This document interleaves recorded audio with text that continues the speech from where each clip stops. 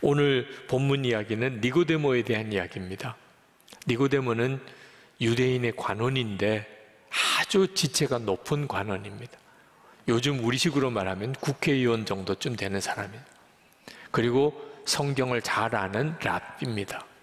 근데 이 사람이 예수님께 나왔어요. 이유는 2절에 보니까 예수님이 하나님께로부터 온 분이라는 확신을 가지게 된 겁니다. 근데 문제는 밤에 찾아왔어요.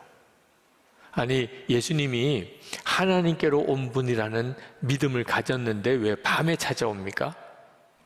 다른 사람 보는 것은 부담이 된다는 거죠. 자기가 신분도 참 높은 신분이고 또 성경에 대해서도 많이 아는 랍비인데 자기가 예수님을 찾아오는 것을 다른 사람이 보는 것은 조금 꺼림직하다. 그래서 밤에 찾아온 거죠. 여러분, 예수님을 믿고도 꼭 니고데모 같은 태도를 가지고 있는 분들이 있습니다. 예수님께서 니고데모에게 누가 도대체 어둠을 더 좋아하느냐? 죄 지은 사람, 악한 사람이 어둠을 더 좋아한다고 말씀하셨어요. 19절, 20절에 보면 빛이 세상에 들어왔지만 사람들이 자기들의 행위가 악함으로 빛보다 어둠을 더 좋아하였다. 악한 일을 저지르는 사람은 누구나 빛을 미워하며 빛으로 나오지 않는다. 그것은 자기 행위가 드러날까 보아 두려워하기 때문이다. 악한 사람은, 죄 지은 사람은 빛보다 어둠이 더 좋습니다. 그래서 숨으려고 그러고 자기를 감추려고 그러고 혼자만의 믿음을 가지려고 하죠. 근데 니고데모는 존경받는 사람이었어요. 성경에 대해서도 많이 아는 랍비였습니다. 근데 니고데모도 예수님을 몰래 믿으려고 했었다는 거예요. 사람이 가지고 있는 본성의 악함을 그대로 보여주는 거죠. 근데 니고데모만 아니고 실제로 예수 믿는 성도들도 참 많은 성도들이 드러내고 믿기보다 그냥 숨기고 믿으려고 하는 분들이 많습니다. 다른 사람 모르게 예수 믿는다고 말 꺼내면 손해볼까 봐 부담되니까 다른 사람들의 시선이 그게 자기에게 주목되는 게 싫어서 그냥 안 믿자는 건 아닌데 그냥 숨어서 예수 믿으려고 하는 분들이 많아요. 그것 때문에 예수님을 믿어도 답답하기도 하고 좌절도 되고 간증도 없고 역사도 없이 그렇게 신앙생활 하는 겁니다. 니고데모가 이처럼 밤에 예수님을 찾아온 것은 예수님을 진짜 몰랐기 때문이에요. 예수님을 믿어도 이렇게 숨어서 예수 믿으려고 하는 분들은 다 이유가 있습니다. 예수님을 인격적으로 만나는 진짜 만남이 없었기 때문입니다. 니고데모가 예수님이 하나님께로부터 온 분이라고 그렇게 믿었던 이유가 뭐냐면 표징 때문입니다. 2절 말씀에 이렇게 말합니다. 하나님께서 함께 하지 않으시면 선생님께서 행하시는 그런 표징들을 아무도 행할 수 없습니다. 물을 포도주로 바꾸는 가나 혼인 잔치집의 기적과 같은 그런 기적을 예수님이 행하는 걸 보고 아, 이분이 하나님께로부터 온 분이구나 그렇게 믿었다는 거예요. 이렇게 표징을 가지고서 예수님을 믿으려는 분들은 다 니고데모처럼 이렇게 혼자 숨어서 몰래 예수를 믿고 싶어 하게 됩니다. 왜냐하면 항상 기적이 일어나는 것은 아니니까요. 오히려 예수를 믿고 손해보는 일, 예수를 믿는 것 때문에 고난당하는 일, 그런 일들을 실제로 우리가 겪어요. 그러니까 기적이 일어나고 모든 일이 잘 될 때는 예수를 잘 믿는 것 같은데 핍박이 오고 시험이 오고 고난이 닥칠 때는 그 믿음이 그냥 무너져 버리는 분들이 많습니다.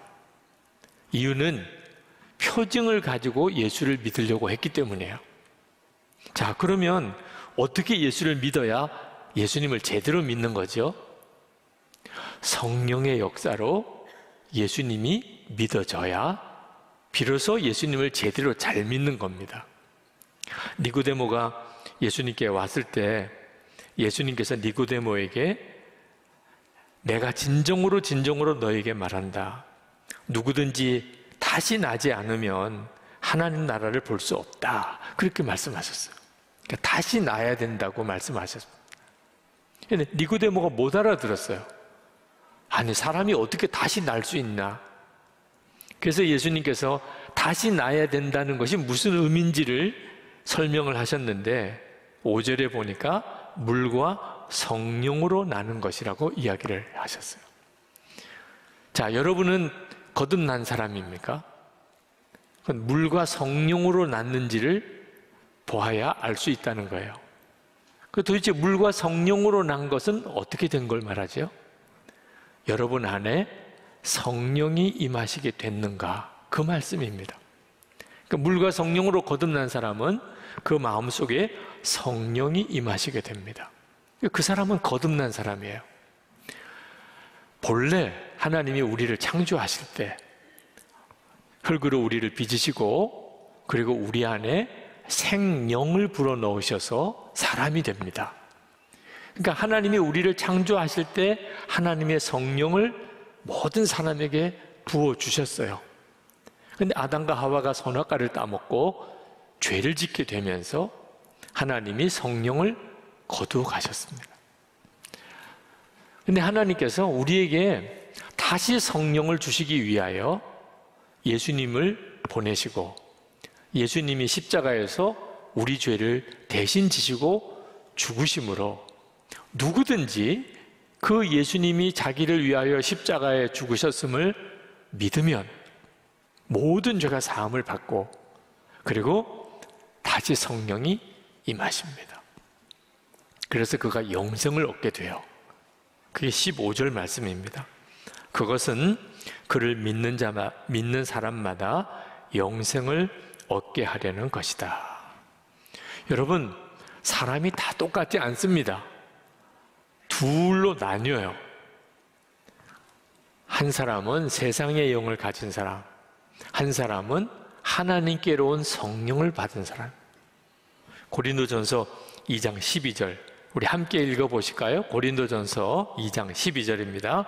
우리가 세상의 영을 받지 아니하고 오직 하나님으로부터 온 영을 받았으니 이는 우리로 하여금 하나님께서 우리에게 은혜로 주신 것들을 알게 하려 하심이라. 아멘. 여러분, 사람이 겉으로는 똑같은 사람인 것 같아도 영이 다릅니다. 세상의 영을 받은 사람, 하나님께로 온 성령을 받은 사람이 달라요. 그 다른 증거가 뭐냐면 하나님이 은혜를 주실 때 깨달아 아는 사람이 있고 전혀 모르는 사람이 있습니다. 그래서 예배를 드리고 말씀을 듣고 찬양을 하고 기도하는 것이 완전히 사람의 반응이 다르다는 거예요. 세상의 영을 가진 사람은 세상식으로 사는 것이 좋고 하나님의 성령을 받은 사람은 하나님이 기뻐하시는 일을 하면서 은혜를 받는 거예요. 근데 니고데모를 보세요. 예수님 만났잖아요. 니고데모는 성경도 많이 하는 사람이에요. 니고데모는 사회적인 지위도 높은 사람입니다. 그런데 예수님이 하시는 말씀을 하나도 못 알아듣는 거예요. 이해도 안 되고 믿어지지도 않고. 그래서 예수님께서 니고데모에게 10절에 이렇게 책망하셨어요. 너는 이스라엘의 선생이면서 이런 것도 알지 못하느냐? 근데 오늘 이 시간 여러분들은 어떻습니까? 거듭난다는 말, 성령이 내 안에 임하신다는 말, 여러분들 다 이해하시잖아요. 아니, 니고데모는 전혀 이해를 못했다니까요. 믿어지지도 않고. 그러니 예수님을 진짜 실제로 만났고 예수님으로부터 말씀을 들은 사람이 니고데모인데 우리보다도 훨씬 믿음이 없잖아요. 우리 안에 오신 주님, 그게 그냥 말만 하는 게 아니라는 겁니다. 육신으로 예수님을 만난 것과 내 안에 성령께서 오셔서 그래서 예수님을 바라보는 눈을 열어주신 것이 어디가 더 큰 은혜의 역사입니까? 우리가 그렇다니까요. 예수 동행일기 나눔방에 대해서 목사님들에게 소개를 했더니 깜짝 놀라시는 목사님이 계셨어요. 아니, 교회 안에 말 소문이 얼마나 무서운데 일기를 서로 나누면 그거 시험 감당할 수 있습니까, 목사님? 제가 그 목사님의 걱정이 이해가 안 되는 건 아니지만 그렇게 믿는 것이 참 안타깝더라고요. 여러분, 여러분의 마음 속을 이렇게 서로 나누고 빛 가운데 사는 거죠, 이제. 그게 그렇게 두렵습니까? 아니, 우리는 예수님을 영접한 순간에 이미 빛 가운데 살게 된 거예요. 예수님이, 빛이신 예수님이 우리 안에 계신데 뭘 더 숨기고 감추고 누르고 살 게 있느냐 말이에요. 히브리서 12장 1절에 분명히 우리에게 구름같이 둘러싼 허다한 증인들이 있으니 라고 이야기를 했습니다. 여러분 보지는 못하시지만 우리보다도 더 먼저 믿음으로 살았던 허다한 구름같이 둘러싼 허다한 증인들이 우리를 지금 지켜보고 있어요. 절대로 혼자 있는 시간이 없습니다. 집에 혼자 있든 직장에 혼자 있든 길거리에 혼자 가든 어느 구석에 혼자 쭈그리고 있든 허다히 많은 증인들이 여러분들을 지켜보고 있어요. 그리고 무엇보다 주 예수님께서 여러분의 마음에 계세요. 이게 우리는 이미 빛 가운데 나와 있는 거예요. 그런데도 그 사실을 깨닫지 못하고 믿지 못하고 그냥 숨어 있기를 원하는, 그러니 답답한 거죠. 우리 주님이 더 답답하신 거죠. 이제는 이런 삶에서 우리가 돌이켜야 돼요. 더 이상 남 몰래 믿으려고 그러고 숨어서 믿으려고 그러고 감추고 믿으려고 그렇게 살면 안 됩니다. 2022년 새해를 맞아서 하나님께서 기가 막히게 이 본문으로 주일 설교를 하게 하셨어요. 이제부터는 신앙생활을 할 때 빛 가운데 나왔다고 정확하게 믿으라는 거예요. 숨어서 살지 말라는 겁니다. 여러분, 빛 가운데 나오는 것이 부담스러우실 거예요. 그렇게 앉아 계시면 편하지만 지금 이렇게 나와서 보세요. 오늘도 우리 간증해 주신 성도님이 여기 간증자로 쓰셨는데 여러분이 이렇게 나와 보면 이 자리가 얼마나 두렵고 불편한지 사람들이 다 주목해 보잖아요. 예수를 믿는 것은 이제부터 이렇게 사는 거라는 거예요. 나는 그건 너무 부담스러워요. 너무 힘들어요. 하나님께서 여러분들을 힘들게 하려고, 부담스럽게 하려고, 고통을 주려고 여러분을 빛 가운데로 나오게 하신 게 아닙니다. 여러분을 사랑하시기 때문에 여러분을 심판에서 구원하시려고 그렇게 하신 거예요. 16절, 17절에 이렇게 말씀합니다. 하나님께서 세상을 이처럼 사랑하셔서 외아들을 주셨으니 이는 그를 믿는 사람마다 멸망하지 않고 영생을 얻게 하려는 것이다. 하나님께서 아들을 세상에 보내신 것은 세상을 심판하시려는 것이 아니라 아들을 통하여 세상을 구원하시려는 것이다. 여러분, 숨어서 사는 것이 편안한 게 아니에요. 결국 그렇게 심판을 받게 됩니다. 여러분이 여러분 자신의 진짜 모습도 모르고 살아요. 어둠 속에 살면. 그러다가 빛 가운데 드러나면, 주님 앞에 서보면 여러분의 진짜 모습을 보고 기절하는 줄 알 거예요. 그래서 우리 주님이 빛으로 우리 안에 오신 거예요. 이제는 빛으로 나오라는 거예요. 그때 당황스럽기도 하고 여러분 자신의 진짜 모습을 보고 두렵기도 하고 부끄럽기도 하지만 그게 사는 길이라는 겁니다. 그리고 이제부터는 정말 빛 가운데 살아가야 하는 거예요. 니고데모가 밤에라도 예수님을 찾아왔기 때문에 니고데모는 예수님의 숨은 제자가 됩니다. 예수님의 십자가에 죽으셨을 때 그때 예수님의 시신을 누가 수습하고 무덤에다가 안장을 했나요? 니고데모예요. 아리마대 요셉과 함께 향품을 가지고 예수님의 시신에 바르고 그리고 무덤에 안장하는 일을 니고데모가 했습니다. 그때 예수님의 제자들 다 도망가고 베드로는 예수님을 3번이나 부인하고 저주까지 했던 그 살벌하던 순간에 니고데모가 숨은 제자였던 거죠. 왜 그렇죠? 예수님께로 나아오니까, 빛이신 주님 앞에 자꾸 나아가게 되니까 그 니고데모도 은혜의 눈이 열리게 된 거죠.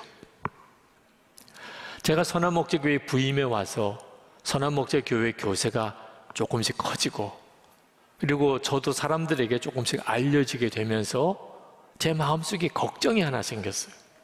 그것은 제가 우리 교우들에게 저 자신에 대해서 정직하게 드러내는 것이 두려워진 거예요. 여러분, 설교하는 저와 제 인간적인 모습이 어떻게 꼭 일치할 수만 있겠습니까? 제가 설교는 하지만 저 자신이 설교한 대로 살지 못하는 그런 실상을 교인들이 알게 되면 얼마나 실망하고 시험 들고 분노하겠어요. 그러니 제가 교회는 점점 부흥성장하지만 제 마음속에는 두려움이 더 커졌어요. 그러다가 2007년 10월입니다. 한 달 동안 병원에 입원해서 주일 설교도 못하게 됐습니다. 설교도 못하고 병원에 이런저런 수술을 받으면서 입원해 있는 게 너무 답답해서 병실에서 혼자서 기도하다가 방언으로 기도하고 그러다가 정말 많이 울었어요. 무슨 기도를 하는지 모르지만 그렇게 마음이 애통해요. 그러다가 마음에 선명하게 주님의 뜻이 깨달아지는 것이 있었는데 설교하는 것과 실제로 사는 것에 차이가 생기는 것을 작게 여기지 마라. 너무나 큰 충격이었어요. 그렇지 않아도 그 문제가 제 마음에 늘 걸리는 문제였는데 설교하는 것과 실제로 사는 삶이 차이가 나는 것을 어쩔 수 없는 일이야. 사람이니까 할 수 없지 뭐 이렇게 생각하면 안 된다는 거예요. 그 해 2007년에 아프가니스탄 단기 선교팀의 순교 사건이 벌어졌습니다. 그때 한국 사회가 교회에 대해서 온갖 비난을 다 쏟아부었어요. 한국 교회가 큰 위기를 맞았죠. 그렇지만 한국 교회가 잘못한 건 없어요.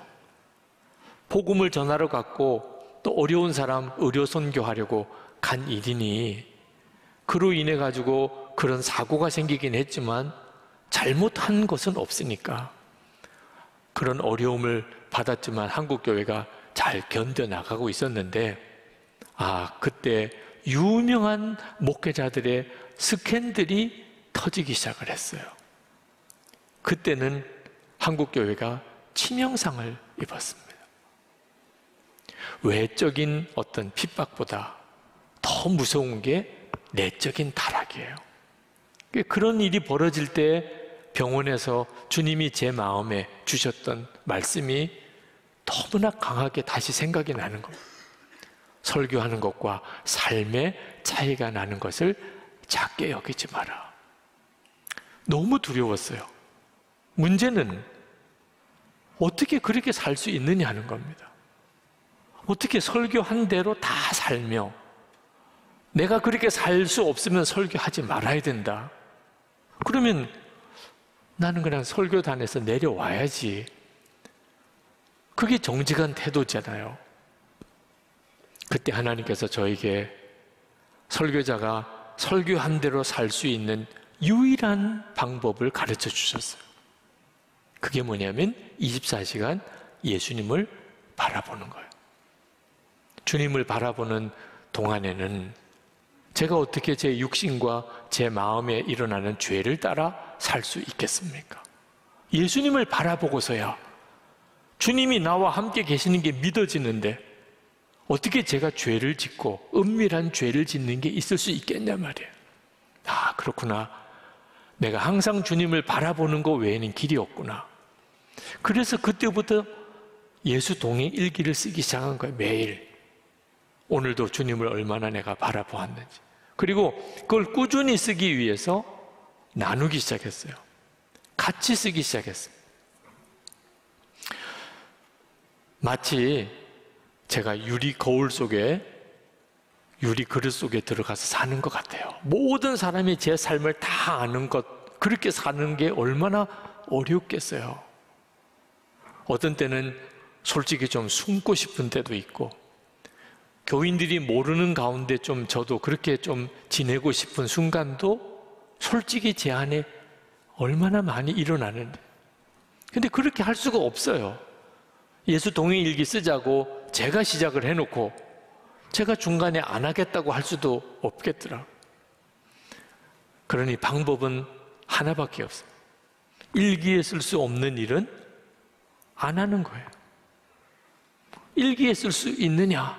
오늘 내가 이런 일을 하고 내가 저런 일을 하는데 이거 일기에 쓸 수 있냐? 아유, 이건 일기에 쓸 수 없을 것 같아.